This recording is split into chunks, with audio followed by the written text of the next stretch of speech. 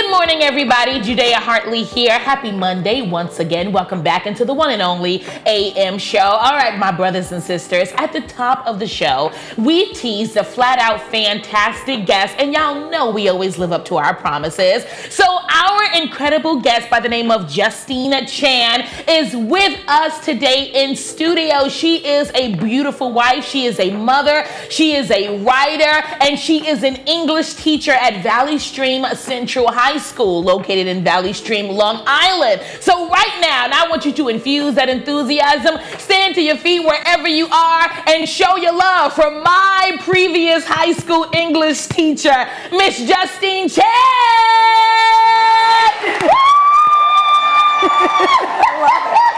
Okay, so let me tell you something. I have to start out like this, Miss Chan. I'm still calling you Miss Chan. I know. I'm still calling you Miss Chan after like 15 years. I went from Ram the Rhine to Ram Chan to now Chan. Yeah. You call me whatever you want. I love Miss Chan. There you go. I love Miss Chan. I am so grateful that you are here.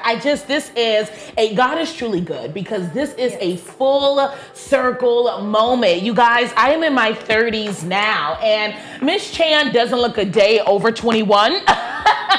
I attended Valley Stream Central High School, and I graduated in 2011. And 4 degrees later, I am sitting next to my absolute favorite teacher. I was a junior. In 11th grade, you guys, in Central, junior in your class. And you look the same. No, I don't. Yes, you do. I'm a little fluffier. No. Gorgeous. Oh, absolutely gorgeous. Thank you so much. Talk about me. Look at you. I'm so grateful to have you here. So thank you for inviting me. Yes. So I can't wait. Okay, so for the first thing I want to talk about is our journey, right? As teacher and as student. I remember coming into Long Island. I came from Far Rockaway. And I did too. That was our connection. That was our connection. I came from Far Rockaway, and that community is very different, as we know. It's very different than Long Island. It was almost like a little bit of a culture shock. An absolute culture shock. You know even that. For myself. You know that for me, and I wasn't used to just a really good, clean, quality school. I wasn't used to teachers actually caring and supplying that one-on-one attention and coaching sessions with children, after school help. I wasn't used to performing arts programs that I actually participated with. I wasn't used to that. I always loved school. I always was a straight A student, Dean's List student of the month. That was my thing. But when I came to Central, I truly built a new community, a new family. And I was just so blessed and fortunate that you were a part of that. So with that being said, what was your first reaction when you saw, because was I bad? I feel like I was a little bit. She did not prepare me, guys. She did not prepare me. I just want to put that out there, that I thought I was coming in quietly for a little interview, and then I came and it was like makeup, lights, camera. I was like, oh, hello, let me get in the driver's seat. Yes, no, you are. So what was your first reaction when you first met me? I remember it was me and the two friends of mine at the time. I loved you. I loved you. She had such a, you see her on camera, so obviously you guys know what she's like, but she always had a big personality, and I have a big personality. So I love when people match my energy. And you remember, our class was like lit. We had so much fun. We worked, this has always been my motto in life. Work hard and play hard. Do both. You can have fun while you're in school, but you can also buckle down. And that's always kind of been, and we did that in class. You had to pass the Regents. I don't remember what you got in your Regents, but I know it was mastery. I know it was above a 90. I think it was like 94. Or that's so funny because yesterday I looked at my Regents diploma. No, you did not. Yes, I did, I promise. I looked at the Regents diploma and I was like, I wonder what I got on my English Regents. It had to be like 94 and 95. Something like that. It was because of you. You were a very good writer. Oh, thank you. And I remember it was myself and Bianca and Nael.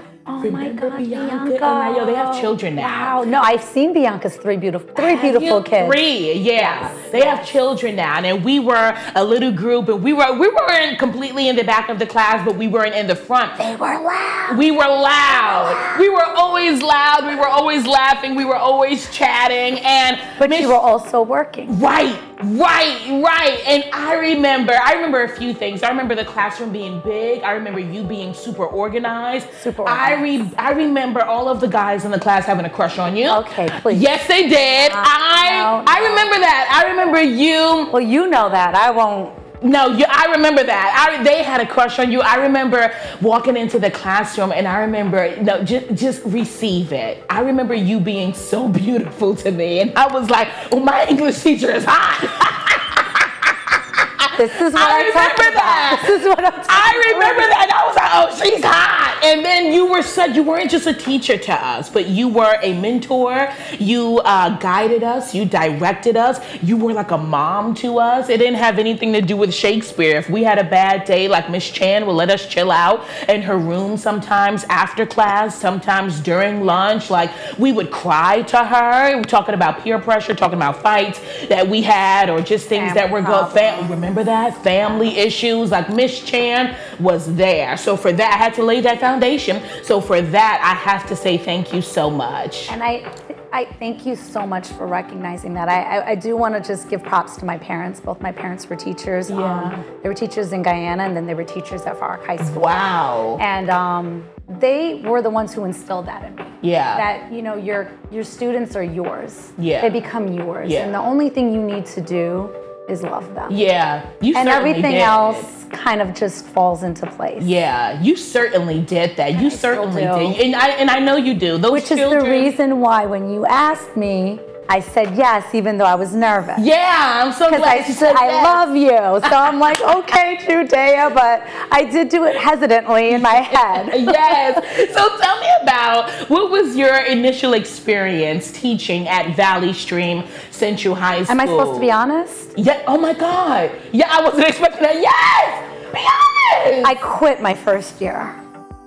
What? I quit my first year. Wait, I didn't know that. Okay, tell me. Well, so like you said, it was a culture shock for me, and I wasn't used to being under such a big magnifying glass. Ooh. In a lot of ways, administration, students, it was a completely different population back then. Yeah. And I guess it was just, I felt like it just wasn't my fit. I was gonna go back to Richmond Hill High School where I did my student teaching and be around what I knew. Yeah. And the assistant principal at the time took my resignation letter, looked at me, and ripped it up. You serious? She said, I will not let you quit. She's like, you are a great teacher, and I'm gonna convince you. She closed the door, she cleared my classes. This was Sue Kreisman. And she convinced me that I had what it took and that the school needed me. Yeah. And I didn't know that. I didn't sense that, but she knew more than I did back then. And I'm grateful that she made me stay because it has been the best decision of my life. I've met the most amazing people. It doesn't matter where I go. My kids will tell you this, my own children. It doesn't matter where mom goes. She knows past students. Yeah. And I love that. I love seeing them doing beautiful things like this, churches, doctors, nurses, lawyers, you name it. I've seen it. Pageants, being in beauty, everything. Yeah. Wait, so I had no idea of that. Was it the micromanaging that really just forced you to quit? Because we were, like I said, we were used to a very, very different community in Far Rockaway. And then you step into something new and then they're looking at you like you're crazy. And then I'm like, no, this is what I'm used to. Yeah. So was it micromanaging? I suppose it was, like you said, I'm a super organized person, and I'm a super, just efficient. Like I can get things done, but I don't think people knew me in that facet. Yeah. And I guess I didn't feel like I was absorbed the way I wanted to be absorbed. And so I was young. I was 21 when I started teaching. Yeah. So I think I just I wanted to take the easy way out. I see. I'm so glad that you didn't. Yeah. Because if you did, I wouldn't have had the opportunity to meet you and be in relationship with you. That's right. So many lives wouldn't have been blessed by you if you went back to Richmond Hill High. Seriously. So many lives wouldn't have been transformed and impacted by your warmth, by your embrace, by your relatability, by your teaching approach. Like, Miss Chan, you were the reason why so many of us didn't drop out. You don't even know that. You were the reason that you were that ninth period class was the highlight of my day many times, because I went through a lot of different things in high school, from low self-esteem to peer pressure to family issues to, just so many things. But I knew that all would be well if I can just make it to that ninth period class. Even when those days I had an attitude, those days where I was a little bit more quiet and you you saw that, you would always meet me with grace. You would always meet me with love. So with all of that being said, what is the best part about teaching? You guys. Yeah. That's it, you guys. Really? My students. When I'm in my classroom, it's my domain, right? Yeah. So I get to be that mom and be that, like you said, that person that loves everyone the way that they need to be met. And balancing it with challenging you, making you do the things that you don't think you're possibly able to do. Yeah. I love it. I love seeing kids blossom. I mentioned to you earlier, Caitlin Solomon was on here. When she came into my classroom, her first days, she was quiet, she never wrote, and now she was on your show talking about a book. That is amazing to see the growth. The growth. What's the hardest part about it? How do you deal with like an insubordinate child? I've never really had that. Really? They're tough kids, absolutely. I've always had tough kids, but maybe because I grew up in Far Rockaway and my parents taught at Far Rock High School and I did some of my observations there. So I knew what nothing compared to what my parents had been through. Wow. So for me, I never, ever wrote a referral. Wow. My mom always told me, when you take care of it in your room, your kids respect who you are. Yeah. And that's not shade to anybody who does write a referral or needs that. I just felt like everyone knew when I laid down the law, like, this is my boundary. We don't cross this. We respect you.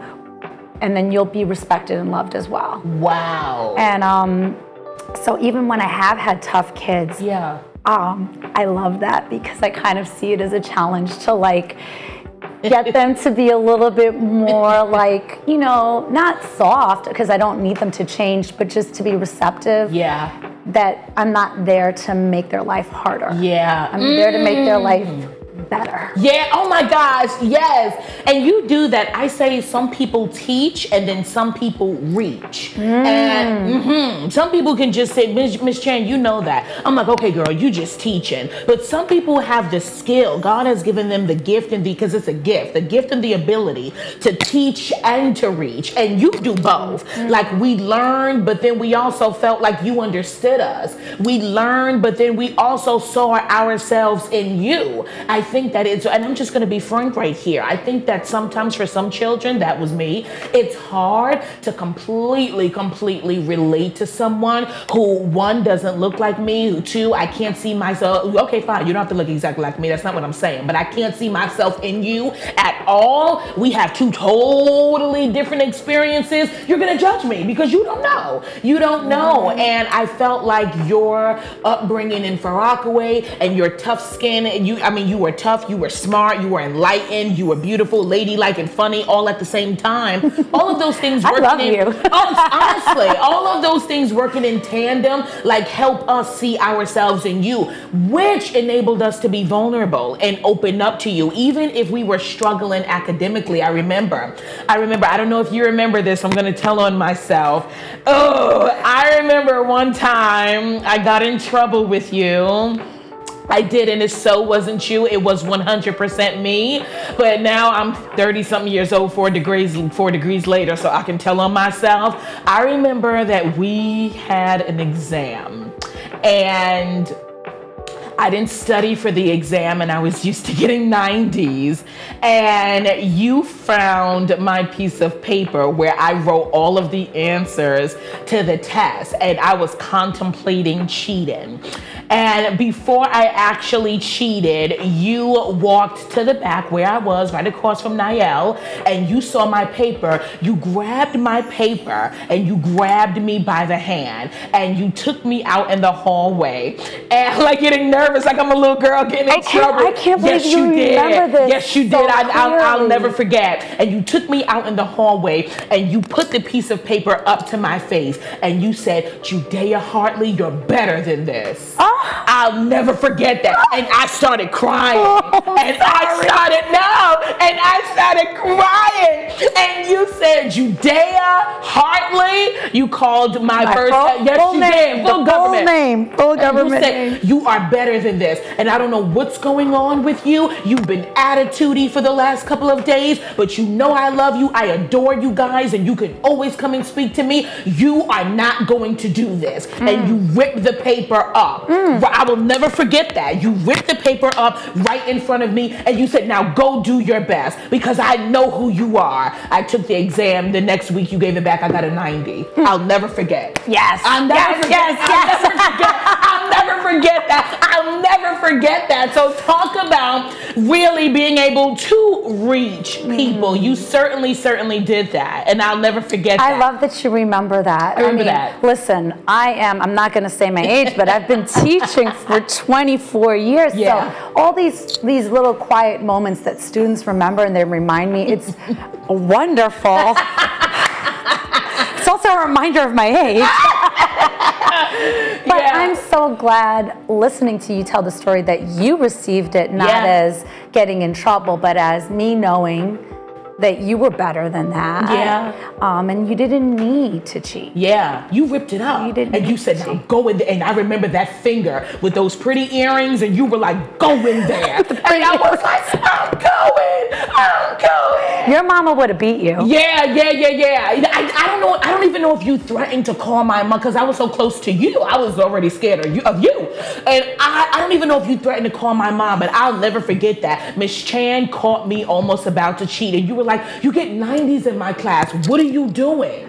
You did. You said you get Judea, and you whipped it up in front of me. You said, okay, I don't know if you had time to study. Whatever it is, you're going to go do your best. So what if you don't do well? That one exam doesn't summarize who you are as a student. I'll never forget that. And numbers don't. Yeah. Numbers don't summarize Talk about you. That. So, it's like my biggest thing that I say to my students these days, especially the ones who are, really go-getters, and we've become so competitive in education system, and I get it. I'm supportive of all those things, but I hate when students put so much emphasis on just numbers and ranking, and it's not who they are.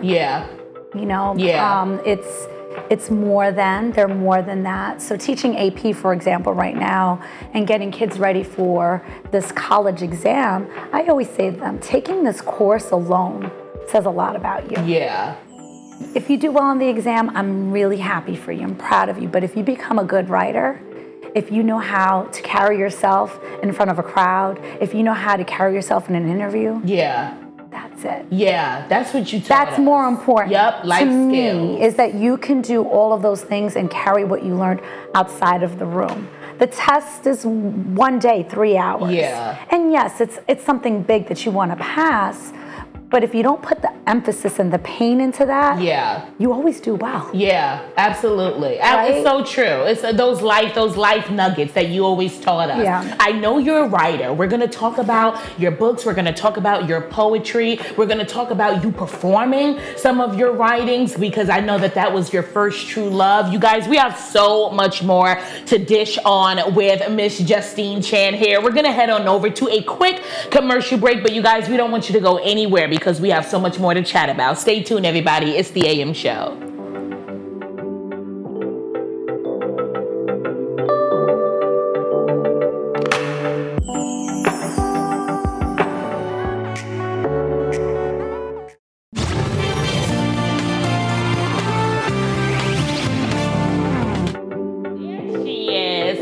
special guest today, Miss Justine Chan, my English teacher, my old English teacher at Valley Stream Central High School. Welcome back, folks, to the AM show. And we are still chatting it up with my fave, the one and only Miss Justine Chan. So, Miss Chan, we were talking about your approach, right? How to reach children, how you were a mentor, director, you just served as guidance to us, just all of the things that helped us survive academically and socially. So with all of that being said, I want to know, why English? I know that you are a writer at heart, and we're going to get into your publications, etc. But why not math or history? Why English? Oh my God, maybe my mom was an English teacher, so I was always into reading. Yeah.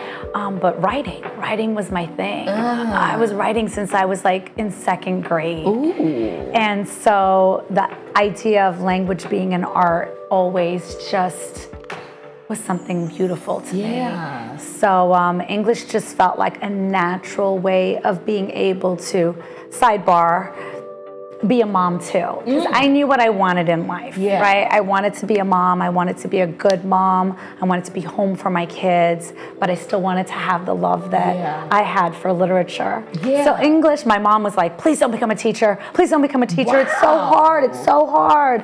And I was like, no, I want to be a teacher.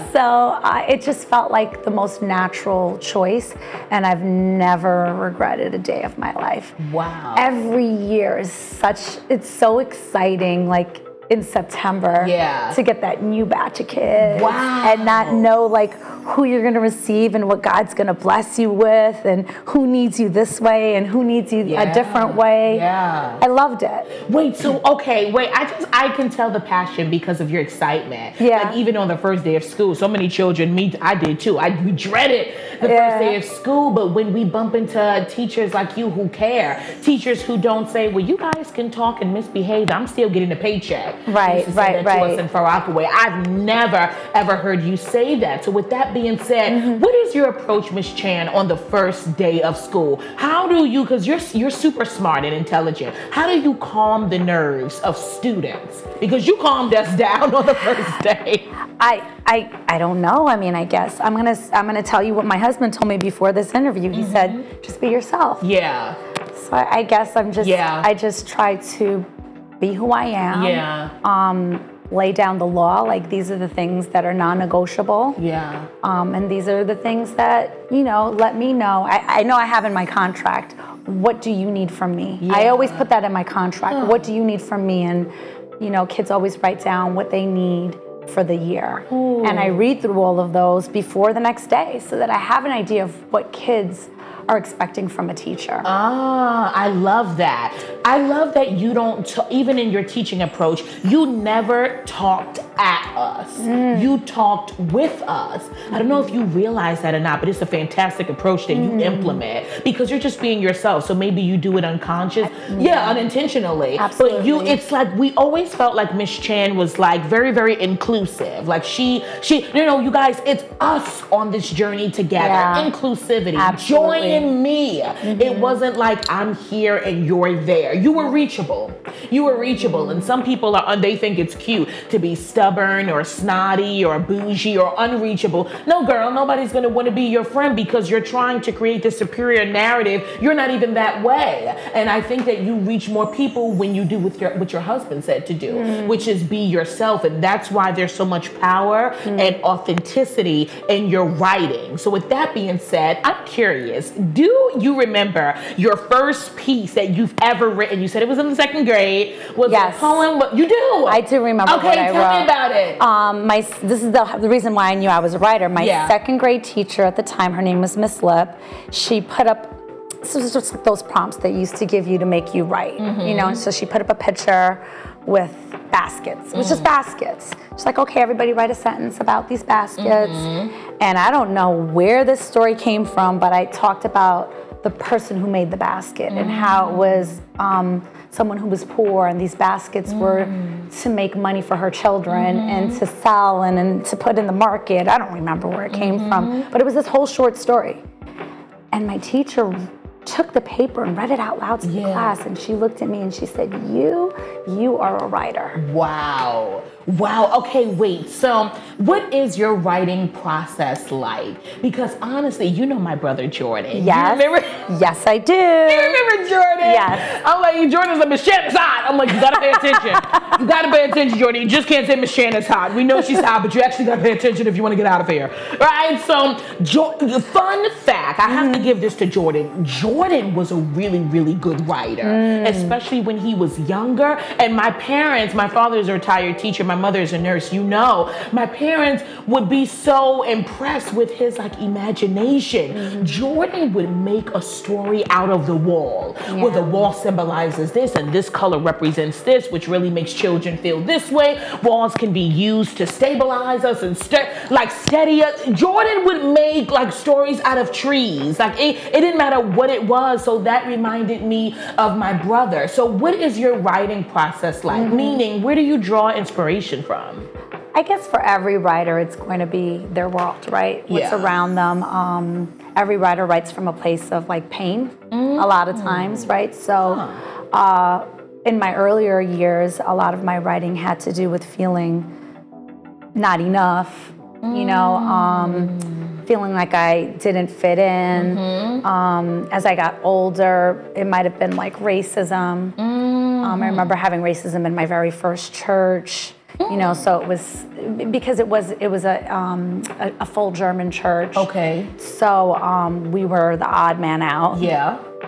And then as I got that feeling. Yeah, and then I guess as I got older, it became motherhood, and all my writing pretty much is poetry. Yeah. I'm actually putting together my first collection. Wait, so talk about that. You're gonna make me cry because I'm just so inspired by you. I'm gonna cry. Yeah, you're gonna like low-key make. This is a lot for me. I know. Wait, let's go right into that. Talk about your collection. Talk about the book that you're working on. I want to know all the deets. So, during COVID, a lot happened to me, you know, just in terms of like my body. You know, I had, you know, a little tumor that had to be removed, and everything was fine. It was benign, but you know, my process of writing became so much more like emphatic. Like I was writing all the time, and I just ended up getting to this point where there was a huge part of the collection had to do with women and how it feels to change, to go from, you know, being a mother to a wife, and your body changing and all of these things. And I think like this collection kind of reads into that. And the way we're seen in the world. Especially as a Guyanese immigrant, you know, coming to this country and trying to be who I am, but then changing myself for other people. And then having to know that I don't need to change myself. That was all a process. I know, like, to students, when they saw me, I might have looked confident, but there was so much happening inside of me that I was working through. And thank you, God, for always being, you know, steadfast and letting me find who I am every day through prayer. I ended up getting my yoga degree. Wow, what?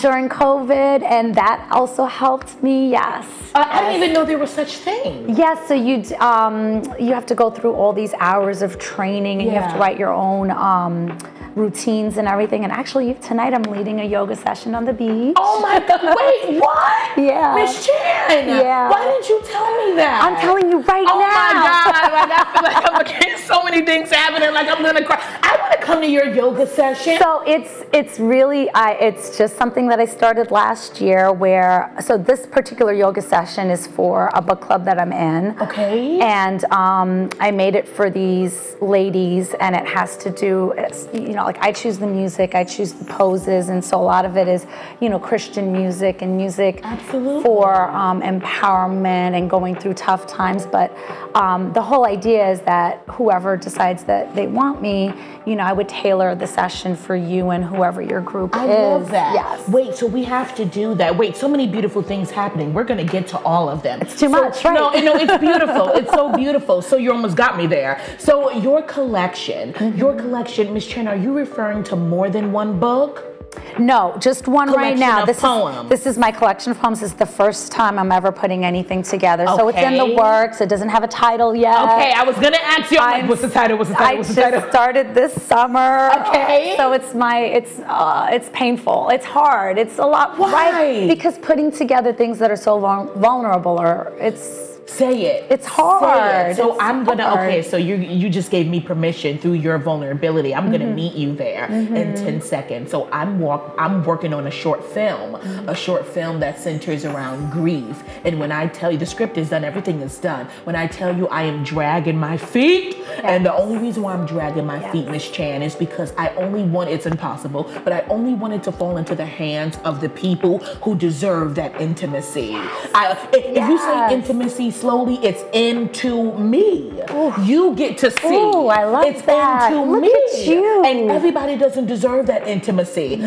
Because I've made that mistake of oversharing. I'm like, told the wrong girl. Look at her response. You don't even understand me, boo. So you're never gonna understand my pain.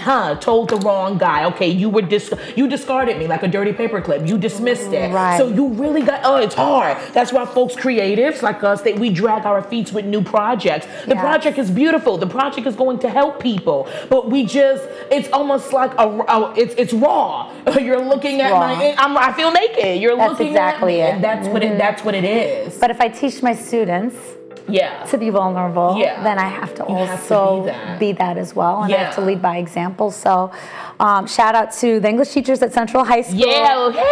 Who I'm part of a writing club there, and they kept saying to me, you got to do this. You got to do this. Your writing is good. You got to do this. Wait, so you have your poetry book. I love that. I'm reading the Book of Healing. I'm gonna send you the Book of Healing, but it's in poetry form. You're gonna love it. I'm reading that book for the month of July. So you're working on your poetry book. Tell me about your other writings. I know you performed, and I know some things are published. So tell me about those.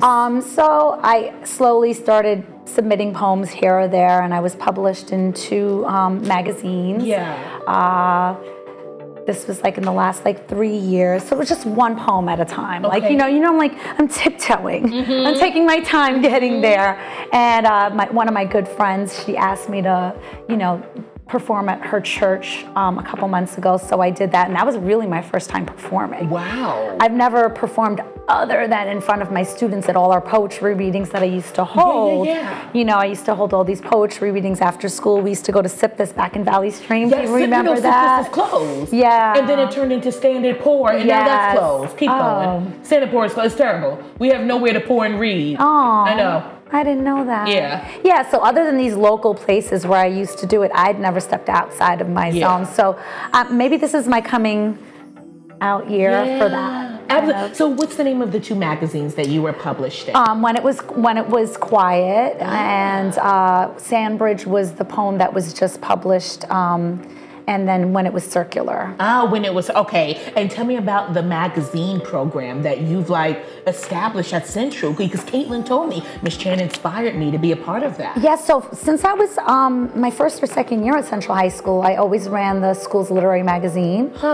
And we get all those, shy little writers, and they come, and now we have 3 publications a year, and we're online and on print, but it's amazing because kids don't know what they're capable of until they're kind of pushed. Yeah, exactly. And that's exactly what you did. Miss Chan, I just want you to know, I know we have to let you go. In conclusion, I just want you to know that I deeply love you. I want you to know that you have contributed greatly to my academic pursuit, to my confidence as a young female Black girl. You certainly have. Please continue to do what you do, because you have no idea the magnitude of your impact. You can look over that, especially when you do it daily like you do, but we take those lessons. We may not remember every single thing you said, but we certainly always remember how you made us feel. You're gonna make me cry. Seriously. So with that being said, I like to play this 15 second game. I'm going to start a sentence, and I want you to finish it with one word, and then we're gonna let you go. Okay. Teaching means? Loving. Children are? Malleable. Reading is fundamental. Yeah. I love that. I love that. Please tell folks where they can find you on your Instagram. Just Finding Peace. That's work for my yoga, and just my personal page is AEIC 1228. I love you. I love you so much. So much. My English teacher in junior year, you guys. Now I'm 30-something years old, and she's sitting across and I'm from 16. me. You sure are. You sure are. That skin is glowing. I hope you're proud of me. I'm so proud of you. This is just, I'm mind blown.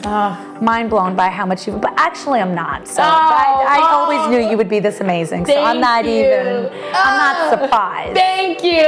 Miss Justine Chan, everybody. Let's give it up. Woo!